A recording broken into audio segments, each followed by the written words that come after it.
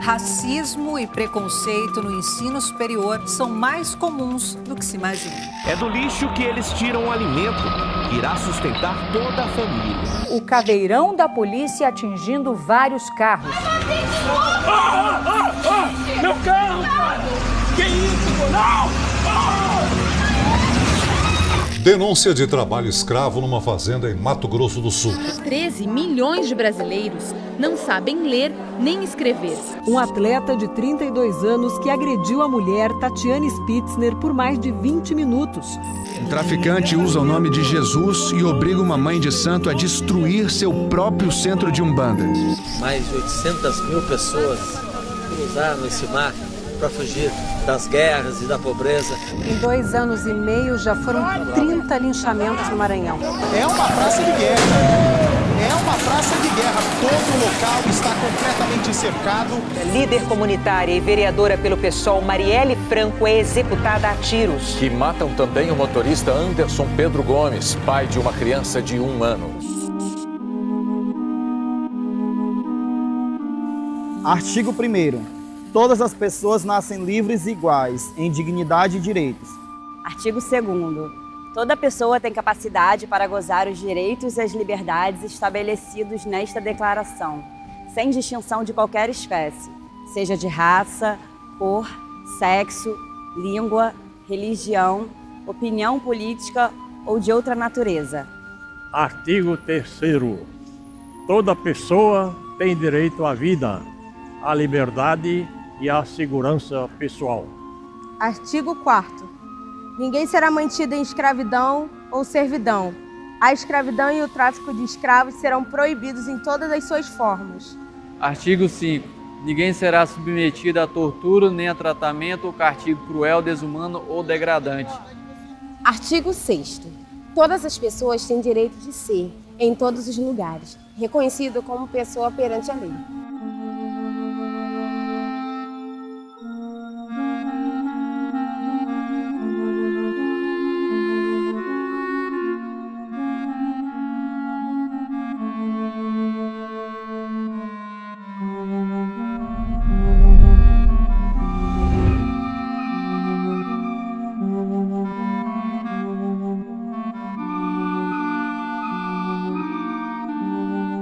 Em 10 de dezembro de 1948, a Assembleia Geral da ONU aprovou um texto de 30 artigos, que engloba valores fundamentais para todos os seres humanos.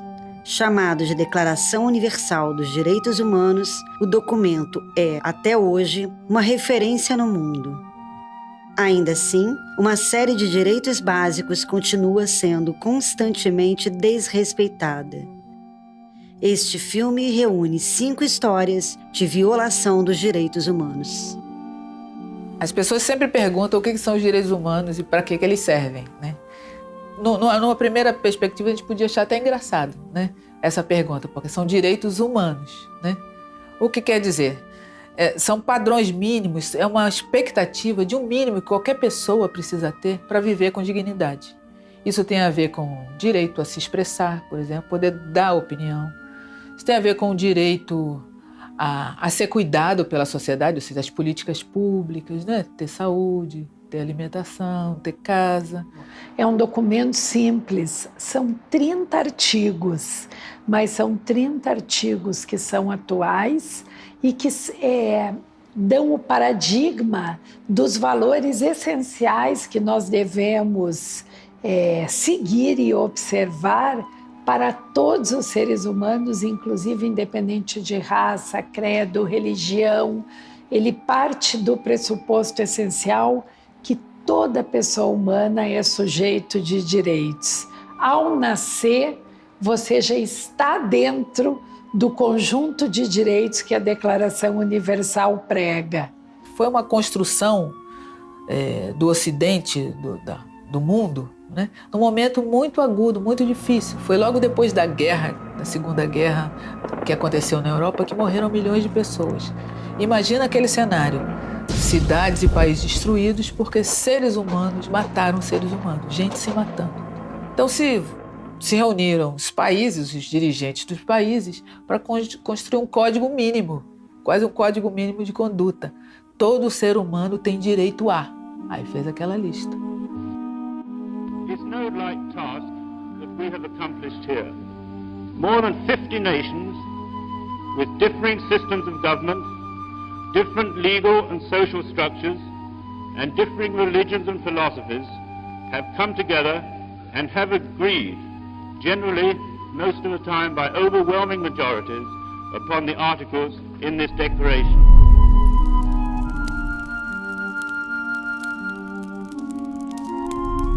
Meu nome é Cássia Aparecida da Silva, tenho 32 anos. Atualmente eu trabalho com auxiliar de limpeza. Tá, meu amor, só um minutinho que vai ser muito difícil isso. Aqui nessa casa atualmente está morando 6 pessoas. Eu estou numa kitnet, que eu acho que não... Enfim, eu estou numa kitnet. Moram 6 pessoas aqui. Eu, meu atual companheiro, que é pai da minha última filha, da Ingrid. Aí tem o Tiaguinho, que é de 7 anos, a Lady Laura, que é de 12 anos, e o Gustavo, que é um rapaz de 14 anos. Mas da maneira que eu cheguei aqui por causa que me expulsaram da minha casa. Eu nasci na Vila Guilherme, cresci na favela da Zaquinache, na comunidade da Zaquinache. Depois, com 9, 10 anos, vim para a favela do Moinho. Era só embaixo da ponte, a gente não tinha água encanada, a gente não tinha luz, era assim, era 4 dias com luz e 5 sem. A gente dormia à noite e tinha que tirar as coisas de manhã, porque senão a gente não conseguia andar. Aí foi onde que eu tive o primeiro incêndio no Moinho. Mas a gente conseguiu controlar, porque não tinha a imensidão que é hoje, entendeu? Aí a gente passou por um segundo, que foi no prédio quadrado, que não me atingiu, mas atingiu as pessoas que eu conheço, as pessoas que eu gostava, muito, que eu gosto muito. Então esse daí foi o segundo. E depois de tudo isso, quando eu consegui comprar um barraco lá dentro, eu pensei o quê? Pensei errado, mas pensei. Eu queria deixar a minha casa o mais confortável, mais aconchegante possível. Então eu comecei a comprar. Eu me lembro que eu comprei uma máquina de lavar, que era o meu sonho, era, sabe, ter uma máquina de lavar, que a gente lavava a roupa na mão. Então foi a primeira coisa que eu comprei, depois a geladeira, que a gente também não tinha. Eu me lembro quando eu cheguei a comprar um videogame pro meu filho, tinha uma semana, 5 dias de uso, veio um incêndio. E nesse incêndio a gente perdeu tudo. E foi a casa da minha mãe, foi a casa da minha irmã. Eu me lembro que eu saí com a roupa do corpo. Uma amiga minha veio e falou, Cássia, eu tô indo fazer uma ocupação. Eu já não sabia mais o que fazer com meus filhos. E quando eu cheguei lá, me lembro, era um galpão, tinha a parte de baixo, a parte de cima, não tinha nada. Não tinha água, não tinha luz, não tinha nada. Embaixo era terra, era pedra, aquelas pedrinhas, meio que granito. A pessoa que acha que vida de ocupação é fácil, não é. É muito difícil. Eu acordei muitas vezes com polícia dentro da minha casa, apontando arma para a cara do meu filho. Foi muito difícil eu ver tudo isso, mas eu precisava. Não tinha como. Então, quando chegou em março, eles falaram pra gente que a gente ia ser removido. A gente tentou fazer quebra de liminar e tal, mas já estava tudo decidido.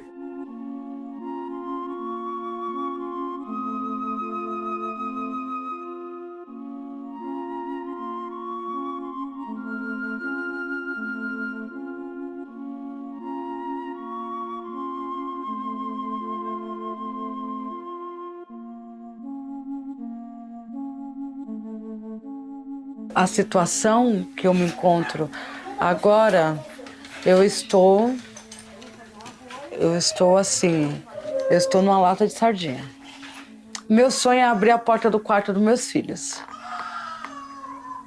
e ver que eles estão dormindo na cama deles, que eles não estão aglomerados, todo um em cima do outro. Meu sonho é conseguir receber uma visita e não ter que mandar meus filhos para lá de fora para me poder conversar, porque eu vou estar numa casa. Então, se uma casa é um sonho, eu tenho esse sonho de ter a minha casa.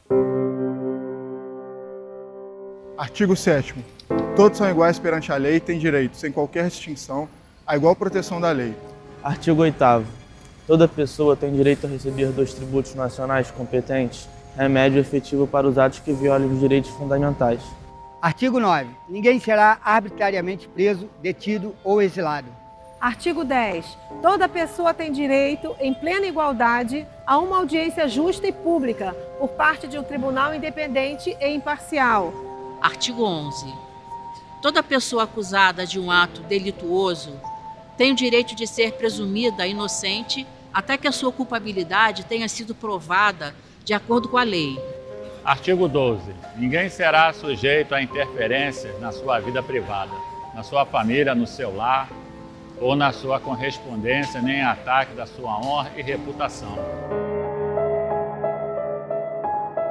Se os direitos humanos não são compreendidos, não são parte da rotina da vida das pessoas, ou se são retirados, né, ninguém está seguro. É verdade que umas pessoas serão as primeiras atingidas, né? Existem grupos mais vulneráveis, né? Eu, por exemplo, sou uma mulher negra, né? Os racistas podem se sentir à vontade de me atacar. Mas tem um poema que circulou muito tempo atrás que um dia vem e pega o meu vizinho e eu não faço nada. Depois vai chegar a minha vez, não é? Alguns estão mais expostos, mas ninguém está a salvo.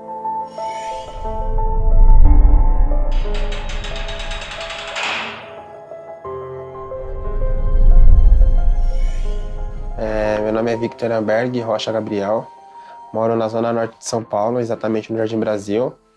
Atualmente eu sou conferente, mas antigamente eu era jogador de futebol.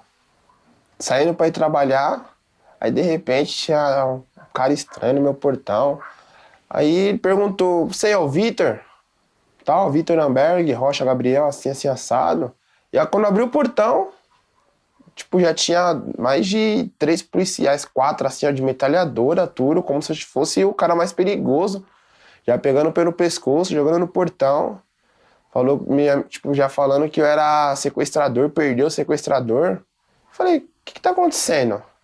Aí ele, não, você tá envolvido num sequestro. Falei, não, moço, sequestro?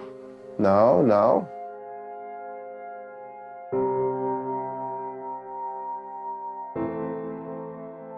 O rapaz foi anunciar o celular. Ó, vendo o celular e tal, né? Aí eu falei, pô, o celular que eu queria, né? Aí eu fui lá, vi o celular, falei, nossa. Aí na hora ele falou assim, ó, mas só que o carregador tá com a minha filha ainda. Então pra mim, do jeito que ele falou daquele jeito, pra mim o celular é da filha dele, alguma coisa. Ele não falou que ele pegou de um terceiro. Peguei o celular e fui trabalhar, normal. O celular era roubado, era sequestrado, né? Nem ele sabia. E, tipo, ali não tinha pra onde gritar, porque eu tava sozinho em casa. Então, eu fui pra delegacia. No camburão, fiquei acho que umas 5 horas dentro do camburão e aquele dia tava um sol. E toda hora eu falava pros policiais, mas que dia que foi isso daí? Que dia que foi? Quando eles falaram o dia, eu falei, não, vocês estão enganados. Esse dia, esse horário, eu tava trabalhando, eu bato na tecla que eu tava trabalhando. Mas os policiais não queriam nem me ouvir, falaram, então você vai ter que provar o contrário, então. E fiquei preso 2 meses.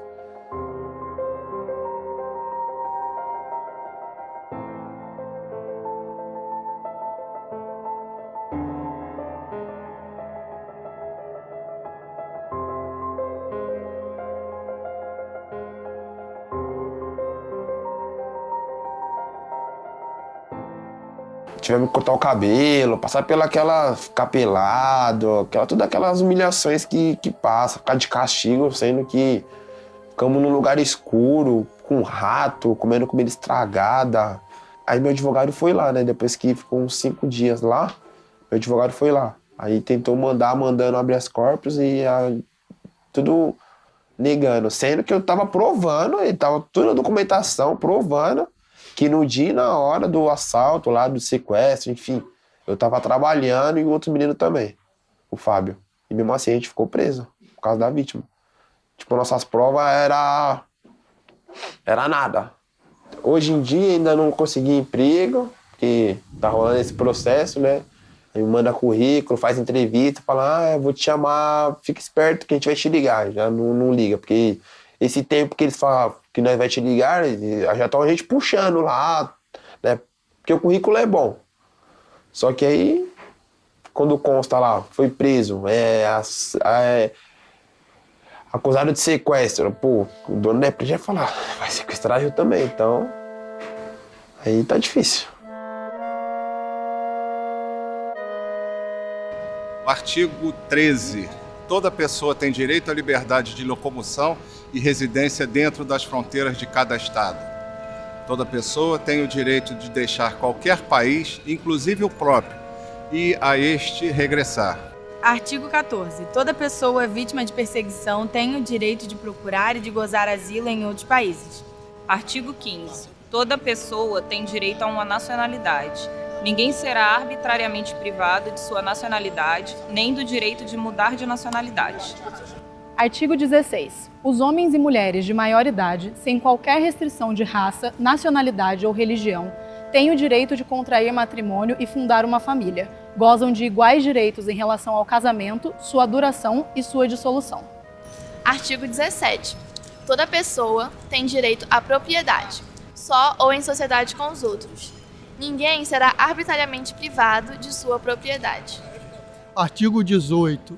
Toda pessoa tem direito à liberdade de pensamento, consciência e religião.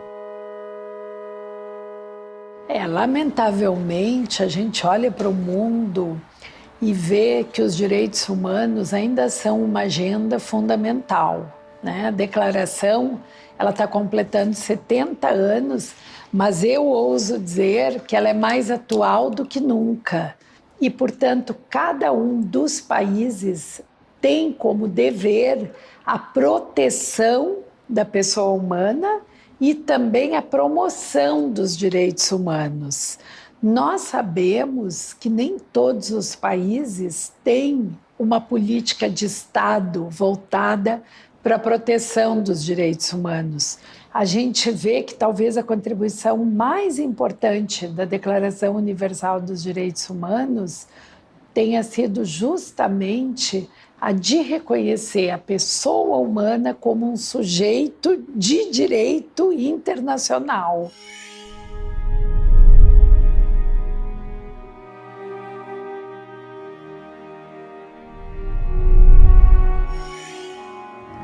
Eu saí de Cuba por la falta de liberdades que existem em Cuba, as violações de direitos humanos que afetam os cubanos lá.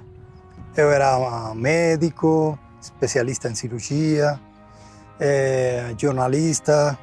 Eu decidi sair de Cuba por la situação repressiva que se desatou contra periodistas, ativistas de direitos humanos.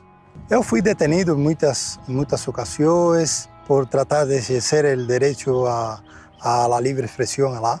Muitos de meus colegas lá, muitos fugiram e outros estão presos lá. Eu saí em um vuelo de última hora a Santa Lucía, uma isla no Caribe.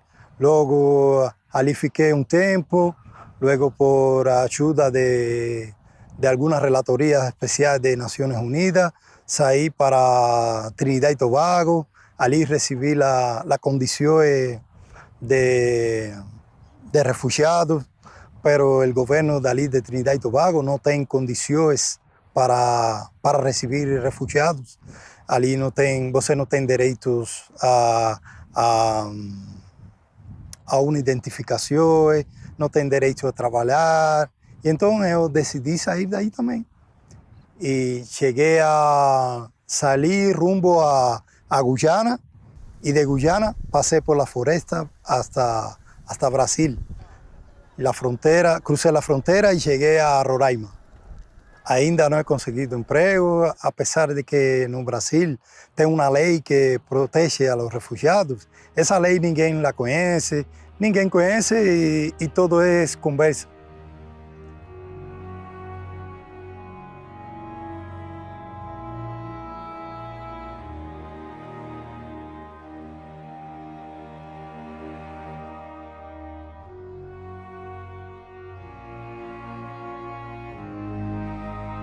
Agora eu estou vivendo das donações de alguns amigos que me conhecem, de tempo, que me falam, médico, e você não tem trabalho, o que você está fazendo? Eles me ligam e muitos deles me mandam algum dinheirinho. E assim eu posso falar muitos artigos que não se cumprem lá em meu país. O artículo 13 da Declaração Universal é o direito que têm as pessoas a sair de seu país e a regressar a ele quando quiser. Porque em Cuba você não pode escolher em que lugar de Cuba você vai morar. Você, se é de uma província que não é La Habana e você vai a La Habana, você é deportado e multado por estar lá.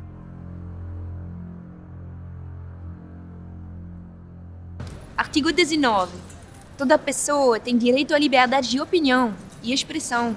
Esse direito inclui a liberdade de, sem interferência, ter opiniões e de procurar, receber e transmitir informações e ideias por qualquer meio, independentemente de fronteiras. Artigo 20. Toda pessoa tem direito à liberdade de reunião e associação pacífica. Ninguém pode ser obrigado a fazer parte de uma associação. Artigo 21. Toda pessoa tem o direito de tomar parte no governo de seu país, diretamente ou por intermédio de representantes livremente escolhidos. Artigo 22. Toda pessoa, como membro da sociedade, tem direito à segurança social, à realização pelo esforço nacional, pela cooperação internacional e de acordo com a organização de recursos de cada Estado, dos direitos econômicos, sociais e culturais, indispensáveis à sua dignidade, ao livre desenvolvimento da sua personalidade. Artigo 23. Toda pessoa tem direito ao trabalho, à livre escolha de emprego, a condições justas e favoráveis de trabalho e à proteção contra o desemprego. Artigo 24. Toda pessoa tem direito a repouso e lazer, inclusive a limitação razoável das horas de trabalho e férias periódicas remuneradas.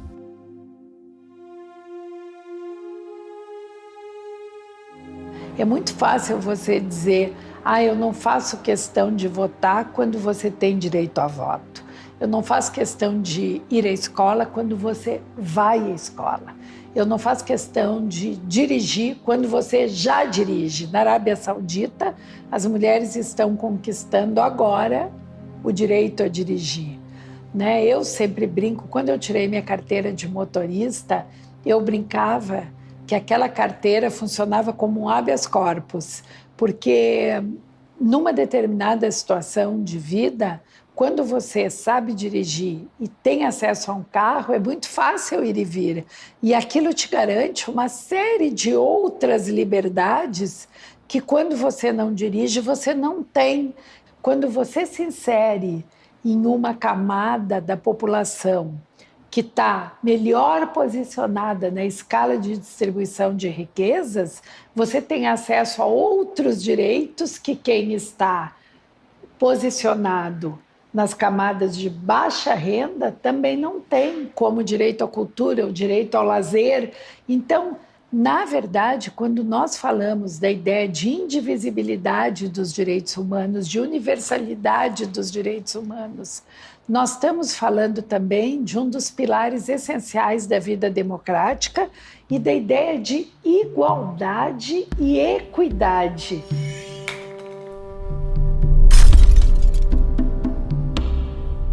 Meu nome é Marco Antônio Pinho Xavier, sou comerciante, tenho 48 anos, sou dirigente da Tenda Espírita Caboclo Flecheiro, TECAF, em Santíssima.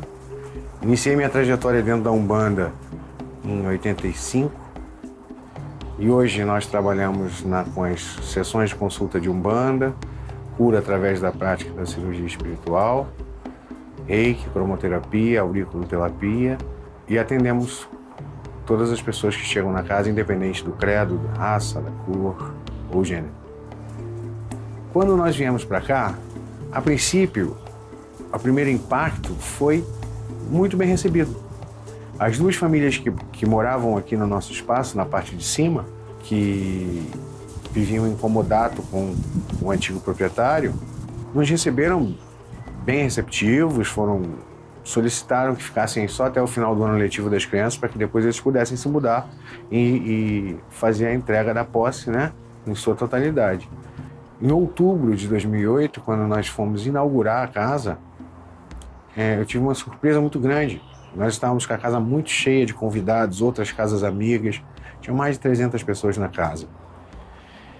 E para minha surpresa, a polícia bate na porta dizendo que eu tinha invadido ali, naquele dia, e que eu era um invasor. E daquele dia em diante começou um verdadeiro inferno. Ao longo desses 10 anos que nós tivemos aqui, nós fomos atacados inúmeras vezes. Todos os sábados nós chegávamos, nós tínhamos problemas. De xingamentos até agressões. Nós chegávamos aqui aos sábados, as luminárias todas quebradas, janelas não tinha uma com vidro, todas as janelas de vidro quebrado. Aqui o nosso altar dos pretos velhos, que é o nosso Cruzeiro das Almas, uma vez todo ele quebrado, a madeira, todas as imagens destruídas, que nós tivemos que repor todas elas. Nós temos uma árvore sagrada, que é o nosso Campo Santo lá atrás, e é uma gameleira branca, trazida da África. Ela é uma árvore realmente simbólica para a nossa religião, e ela foi por 5 vezes ateada a fogo. Quando nós adquirimos o imóvel, ele já tinha toda essa construção, e os invasores moravam na parte de cima, esse apartamento de cima, que é totalmente individual, e eles de lá praticavam a intolerância religiosa. Nós passávamos por aqui, por baixo, e levava com sal mesmo, mãozada de sal, óleo, o que tivesse a mão deles, eles ficavam jogando da varanda em cima das pessoas, inclusive dos visitantes que muitas vezes vieram aqui. Nós fomos orientados que não reagíssemos, então nós nos seguramos e entramos na justiça pedindo que eles saíssem com apoio jurídico, né? E só aconteceu ano passado.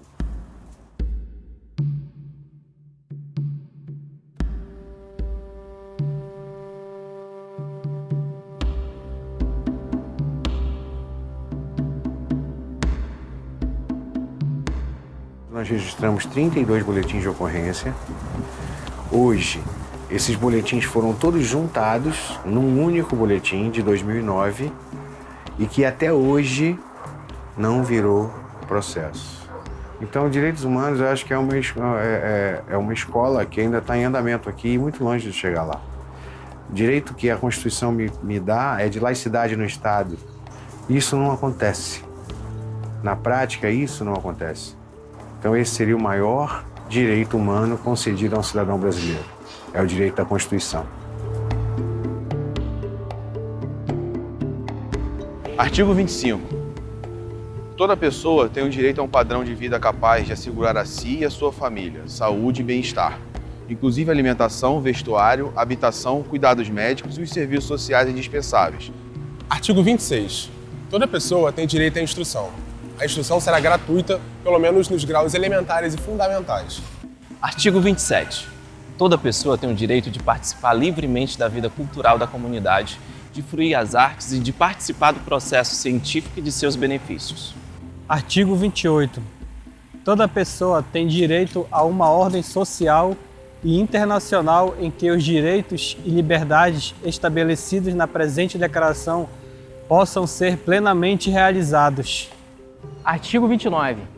Toda pessoa tem deveres para com a comunidade em que o livre e pleno desenvolvimento da sua personalidade é possível. Artigo 30.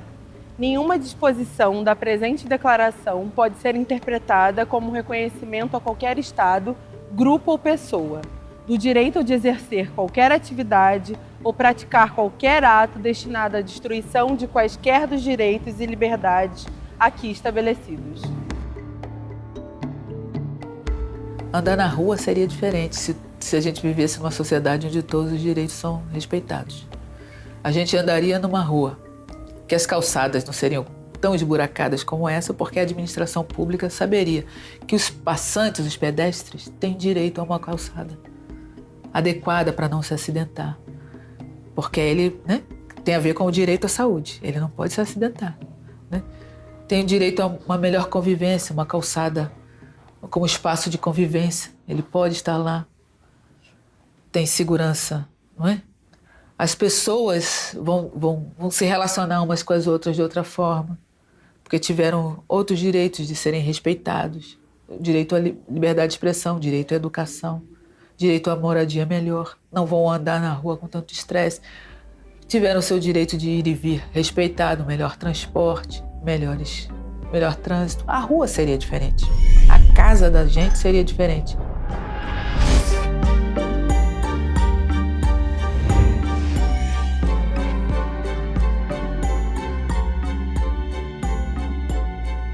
Meu nome é Lara Torres, eu tenho 19 anos.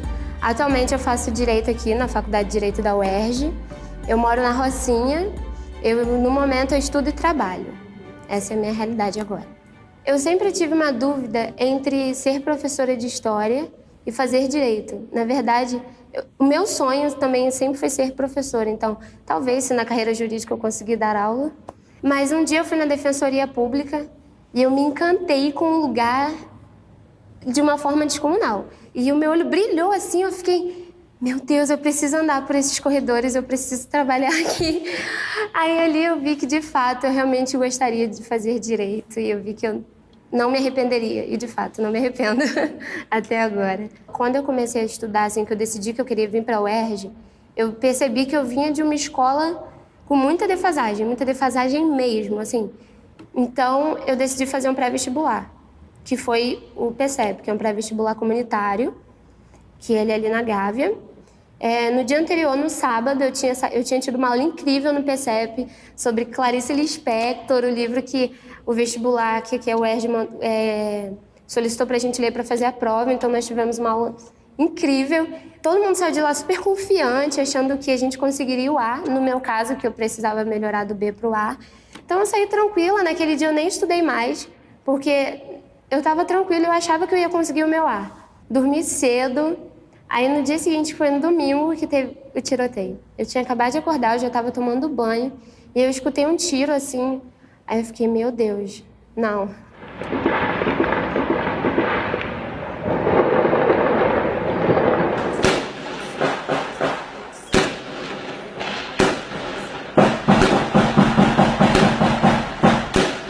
Caramba!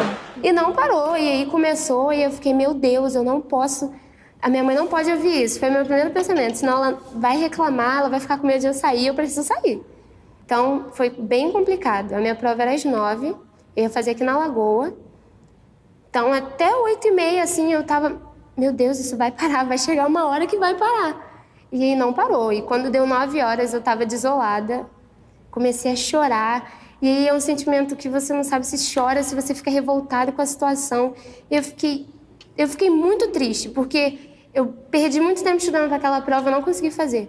Mas, ao mesmo tempo, eu fiquei muito revoltada, porque eu estava morando na Rocinha, já não bastasse eu morar na Rocinha e eu ter passado por tudo que eu passei. E eu ainda tenho que enfrentar aquilo, sabe? De um empecilho. E eu comecei a chorar. E eu comecei a ficar revoltada. E foi muito difícil.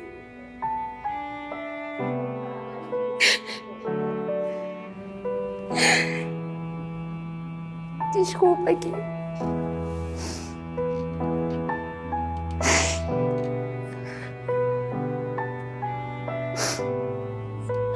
A gente já passa por muita situação ruim, sabe? E quando a gente finalmente tem a oportunidade de sequer tentar alguma coisa assim que você sonha ou que você pode crescer, você não consegue. E tudo isso não é por sua culpa. É por culpa de um Estado que negligencia a segurança, que negligencia as favelas, que deixa, sabe, todo mundo largado. É o tipo de coisa que não deveria ter acontecido. Se o Estado tivesse presente ali, não teria acontecido. Porque o PP tinha o PP, foi aquela coisa que o Cabral fez, unidade de polícia pacificadora, mas não estava pacificado.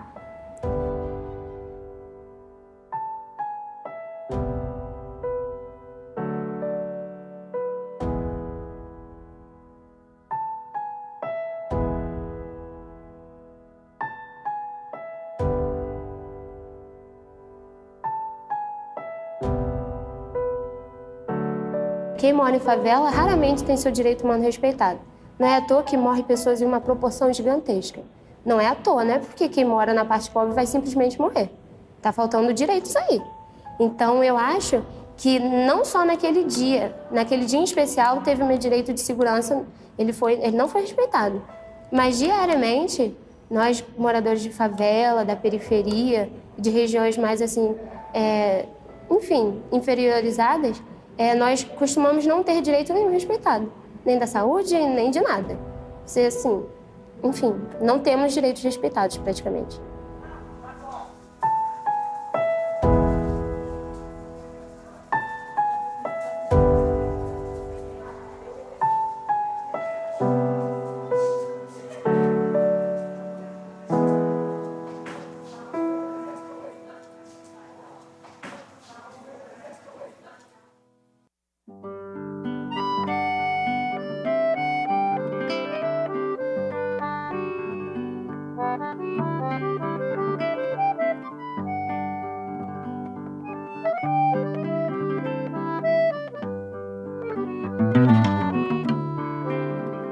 Quando apito na fábrica de tecidos vem ferir os meus ouvidos, eu me lembro de você.